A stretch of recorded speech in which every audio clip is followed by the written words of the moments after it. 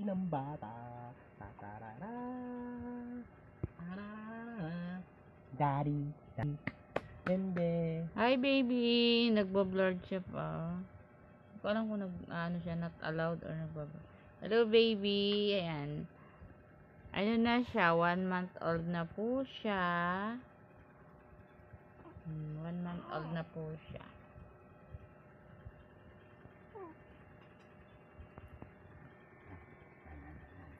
So, ito yung ano namin, libangan namin ng daddy. Buhat nung nagdating siya sa buhay namin.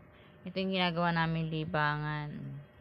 Remove stress kami dito. Pre-stress kami pagdating kay baby! Hello baby!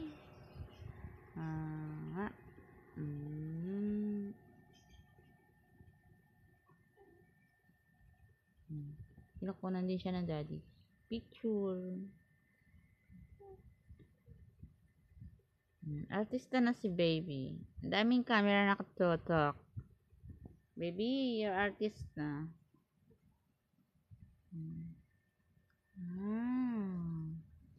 So, yan nakikita nyo nagpa-flash dahil kinukunan siya ng camera ng daddy. Picture kasi, pinipicture namin to remembrance for 1 month old na siya. So, another sa, next 2 months old, mga ganon.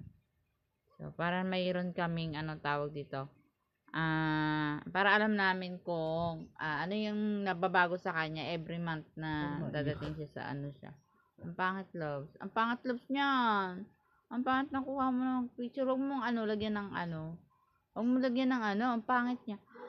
Mayroon talagang baby na hindi photogenic sa picture. Hindi siya nagmana sa akin. Kasi ako photogenic ako sa picture eh. Siya hindi talaga.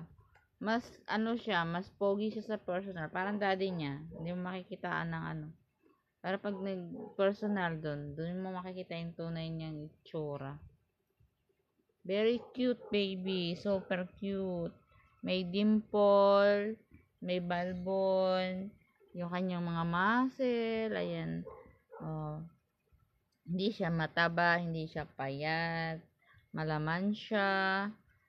Sa edad niyang 1 month old, para siyang 2 months old. Tapos yung height niya, super tangkad niya. Tapos yung weight niya, yung bigat niya is 4.5 kilo na siya. Ayan. So, very healthy baby. Napakalaki namin kasi meron kaming ganitong baby. Napaka-healthy. Napaka-healthy niya. So, ang lago pa ng buhok niya. Ayan, ang kapal. Oh. So, I'm so blessed and lucky na mayroon kami ng baby ganyan. Sobrang saya.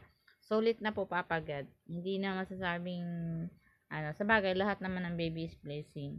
Pero para sa akin, si baby, para sa amin, sa akin, sobrang blessed at lucky na kami kasi nagkaroon kami ng napakalusog na baby.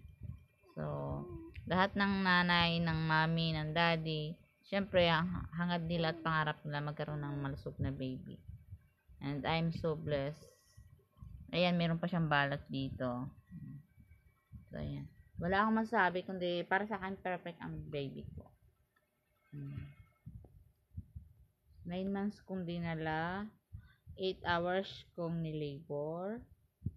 And ngayon, super lusog niya talaga. Sulit. Kahit nung ako ay after ko mga anak, sobrang gutom, pagod, puyat. Para ako nakapagbunot sa 10, hindi ko ma-explain. Basta gusto ko kumain, wala akong pakaalam kung magkano yung bitin pa ako sa unang bagsak or first round ng pagkain ko, bitin pa ako, second round pa ako. Kulang na kulang pa sa akin.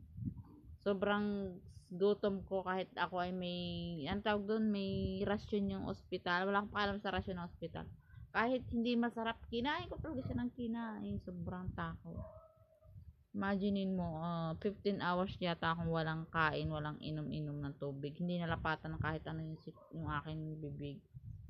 Grabe.